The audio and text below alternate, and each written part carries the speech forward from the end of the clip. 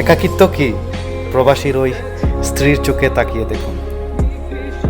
একাকিত্ব কষ্টের যে গভীরতা, সেই স্ত্রীর চোখে তাকালেই বুঝতে পারবেন আপনি। তার স্বামীর জন্য অপেক্ষা করা প্রতিটা প্রহর গুণা, তাকে যে কত কষ্ট দেয়, কি পরিমাণের কষ্ট সে পায়, তার চোখের দিকে তাকালেই বুঝতে পারবেন।